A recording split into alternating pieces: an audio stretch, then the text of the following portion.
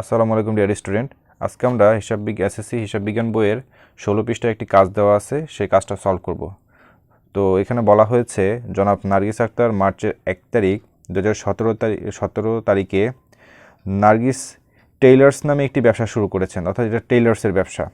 তো নিম্নোক্ত এই মাসের কিছু লেনদেন দেওয়া আছে, সেই লেনদেনগুলো পড়বো এবং সেটা আমরা অঙ্কের মাধ্যমে সলভ করব। তো আমরা আগেই ছকটা কেটে রেখেছি। লেনদেনে আমাদের বলেছে যে লেনদেনের প্রভাব দেখানোর জন্য। তো কীভাবে লেনদেনের প্রভাব দেখাতে হয় তার জন্য আমাদের কী ছক কাটতে হয় সেটা আমরা আগের ভিডিওতে বলেছি। তো লেনদেনের প্রভাব বের করতে গেলে আমাদের ফার্স্ট আমাদের যেটা করতে হবে সেটা হচ্ছে কয়টা সম্পদ আছে আর কয়টা দায় আছে সেটা আমাদের খুঁজে বের করতে হবে। তো এই অঙ্কের ভিতরে আমাদের সম্পদ আছে 3টা, নগদ আছে, নগদ, প্রাপ্য হিসাব, যন্ত্রপাতি। আমাদের এই অঙ্কে কোনো দায় নাই, তাই আমরা দায়ের কোনো ছক কাটিনি। ওকে, এবং মালিকানা সত্ত্বের জন্য একটা ছক হবে। তো এর আগের ভিডিওতে আমি ছক কীভাবে কাটতে হয় সেটা বুঝিয়েছি।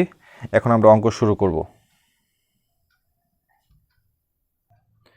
তো মার্চের 1 তারিখে বলা হয়েছে 20,000 টাকা মূলধন স্বরূপ বিনিয়োগ করা হলো। তো আমরা লিখব মার্চের 1 তারিখ মূলধন স্বরূপ বিনিয়োগ করা হচ্ছে, অর্থাৎ এর মানে হচ্ছে আমাদের কারবারে টাকা আসছে। আমাদের নগদ টাকা যেহেতু কারবারে আসছে, তাই আমরা নগদের ঘরে বাড়াই দেব 20,000 টাকা। এবং আমি বলেছিলাম 1 তারিখে কোনো কিছু নিয়ে ব্যবসা শুরু করে আমাদের মূলধন বৃদ্ধি পাবে, লিখব মূলধনের ঘরে বাড়াই দিব আমরা 20,000 টাকা এবং ইকুয়াল দিয়ে দিব, লিখব মূলধন আনায়ন।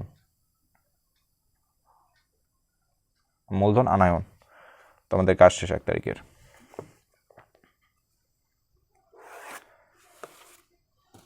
তারপর মার্চের 3 তারিখ বলা হয়েছে মার্চ মাসের দোকানের ভাড়া পরিশোধ করা হলো।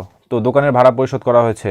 দোকানের ভাড়া পরিশোধ করলে আমাদের কারবার থেকে টাকা চলে যাবে। তো কারবার থেকে টাকা চলে গেলে নগদ থেকে কমিয়ে দিব কত টাকা, 5,000 টাকা। এবং যেহেতু এই কারবার থেকে টাকা চলে গেছে এবং ভাড়া আমাদের জন্য কি একটা আয় নাকি ব্যয়? এটা আমাদের জন্য একটা ব্যয়। ভাড়া একটা ব্যয় হলে মালিকানা সত্ত্ব বৃদ্ধি পায় না হ্রাস পায়? মালিকানা সত্ত্ব হ্রাস পাবে। তো আমরা মালিকানা সত্ত্বের ঘর থেকে 5,000 টাকা কমিয়ে দেব, লিখব ব্যয়। দাগ টেনে দেব। ওকে, এবার বলা হয়েছে 9 তারিখে বলা হয়েছে নগদের সেলাই মেশিন ক্রয় করা হলো। আচ্ছা, নগদের সেলাই মেশিন ক্রয় করা হয়েছে। নগদের সেলাই মেশিন করলে আমার কারবার থেকে টাকা চলে যাবে। টাকা চলে গেলে 15,000 টাকা নগদ থেকে মাইনাস করে দেব। আরেকটা হচ্ছে আমার কারবারে আবার নতুন একটা জিনিস আসতেছে, অর্থাৎ সম্পদ আসতেছে, একটা সেলাই মেশিন আসতেছে। এটা আমাদের জন্য একটা যন্ত্রপাতি। আর কারবার যেহেতু যন্ত্রপাতি আসতেছে, যন্ত্রপাতি বাড়তেছে, তো আমরা যন্ত্রপাতি করে 15,000 টাকা বাড়ায় দিব। এবং এখানে মালিকানা সত্ত্বের করে কোনো কাজ হয়নি, তাই আমরা মন্তব্য কিছু লিখবো না, মালিকানা সত্ত্বে কিছু লিখবো না। আমাদের দুই পাশ মিলে গেছে। আর সমীকরণ মানে হচ্ছে দুই পাশ মিলে যাবে, অর্থাৎ সম্পদ পাশ আর দায় আর মালিকানা সত্ত্ব পাশ দুই পাশ মিলে যাবে, সবসময় মিলে যাবে, নয় অঙ্ক হবে না। তারপর 14 তারিখে বলা হচ্ছে কাপড় সেলাই বাবদ মজুরি আদায়। কথাটা মানে হচ্ছে, তো যেহেতু এটা টেইলার্সের ব্যবসা, তো কাপড় সেলাই করে দিয়েছে তিনি এবং তার বিনিময়ে সে মজুরি আদায় করেছে। তো তার মানে কি, তার কারবারে টাকা আসছে। টাকা আসলে আমরা কি করব, নগদ টাকা বাড়াই দিব। কত টাকা আছে, 2,000 টাকা। এবং এটা হচ্ছে তার জন্য একটা আয়, কারণ তার কাজই হচ্ছে কাউকে সেবা দিয়ে টাকা আনা, কাপড় সেলাই করে দিয়ে টাকা পাওয়া। যেহেতু তিনি কাপড় সেলাই করে দিয়ে অর্থাৎ সেবা দিয়ে টাকা পাইছে, তাহলে তার মানে তার আয় বৃদ্ধি পেয়েছে। আয় হলে মালিকানা সত্ত্ব বৃদ্ধি পাবে 2,000 টাকা এবং লিখব আয়।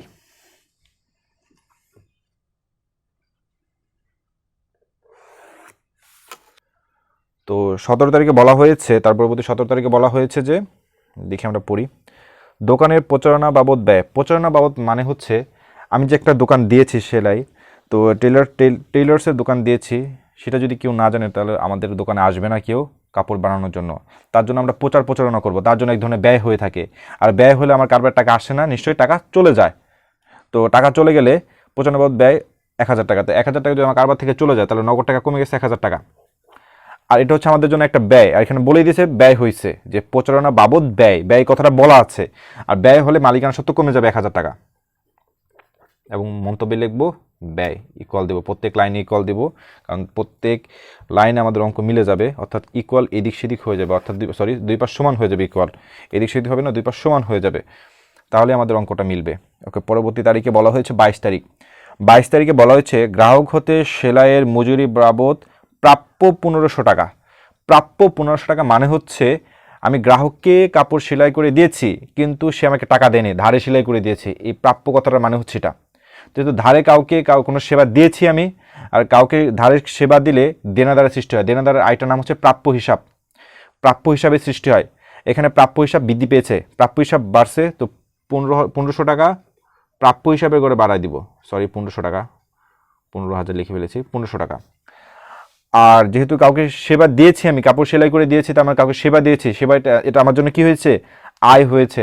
আয় হলে মালিকানা সত্ত্ব বাড়বে 1500 টাকা, এবং লিখবো আয় ইকুয়াল দিব আয়টা। হ্যাঁ স্টুডেন্ট, এখানে আমি উদ্ধৃত দিচ্ছি না, কারণ হচ্ছে তোমাদের বই উদ্ধৃত আছে, কিন্তু এখানে উদ্ধৃত না দিলেও হবে। আমরা এখন উদ্ধৃত ছাড়া অঙ্ক করব। উদ্ধৃত ছাড়া অঙ্ক করলে একটা সুবিধা হচ্ছে টাইম কম লাগে, আর দ্বিতীয় কথা হচ্ছে এখানে অনেক ক্যালকুলেশন করতে হয় না। যেহেতু আমাদের পরীক্ষায় বেশি টাইম পাবো না, এভাবে অঙ্ক করলেও হবে, আমাদের সেম অ্যান্সারটা আসবে, কোনো সমস্যা হবে না। ওকে, আমরা পরবর্তী লাইনে আসি। 25 তারিখ। 25 তারিখে বলা হয়েছে সেলাই মেশিন মেরামত বাবদ 3000 টাকা। কথাটার মানে হচ্ছে আমার সেলাই মেশিন আছে, যেহেতু আমি টেইলার্সের ব্যবসা করি, তো এই সেলাই মেশিনে প্রবলেম হয়েছে, সেটা আমরা মেরামত করেছি। আর মেরামত করলে আমার কারবার থেকে কী হবে? টাকা চলে যাবে। টাকা চলে গেলে নগদ থেকে কমিয়ে দিব 300 টাকা। 300 টাকা মেরামত করেছি। আর যেহেতু এটা আমাদের জন্য একটা ব্যয় হলে মালিকানা সত্ত্ব থেকে কমে, এবং পাশে লিখতে হবে মন্তব্যে ব্যয় ইকুয়াল দিব। ওকে, এবার তো 30 তারিখে ডে রেস্টুরেন্ট বলা হয়েছে 22 তারিখে বিলের অর্থ আদায় 1200 টাকা। আমরা 22 তারিখে যে প্রাপ্য অর্থাৎ ধারে সেবা দিয়েছিলাম, সেই অর্থ আমরা 30 তারিখে এসে পেয়েছি। তো 30 তারিখে এসে পেলে 30 তারিখে আমাদের নগদ টাকা পেয়েছি, নগদ টাকা বাড়বে হচ্ছে 1200 টাকা। ওকে, এবং 22 তারিখে আমাদের ধারে সেবা দিয়েছিলাম, তার ফলে দেনাদারের সৃষ্টি হয়েছিল, অর্থাৎ প্রাপ্য হিসাবে সৃষ্টি হয়েছিল। আর এখন প্রাপ্য হিসাব কমে গেছে, কমলে আমরা প্রাপ্য হিসাব থেকে 1200 টাকা কমিয়ে দিলাম। এবার আমাদের উদ্ধৃত নামাতে হবে, অর্থাৎ নগদ যোগ করে এখানে যোগ বিয়োগ করে বসাবো, প্রাপ্য হিসাব যোগ বিয়োগ করে বসাবো, যন্ত্রপাতি যোগ বিয়োগ করে বসাবো, মালিকানা সত্ত্ব যোগ বিয়োগ করে এখানে বসাবো আমরা।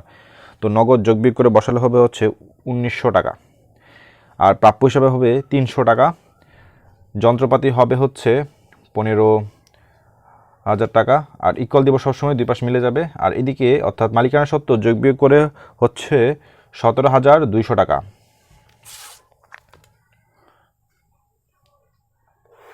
এবার আমরা সম্পদ পাশ যোগ করবো। সম্পদ পাশ যোগ করলে 17,200 টাকা, ডাবলটা দিয়ে দিব, এবং মালিকানা সত্ত্ব আছে 17,200 টাকা, অর্থাৎ আমাদের দুই পাশ মিলে গেছে, আমাদের অঙ্ক হয়ে গেছে।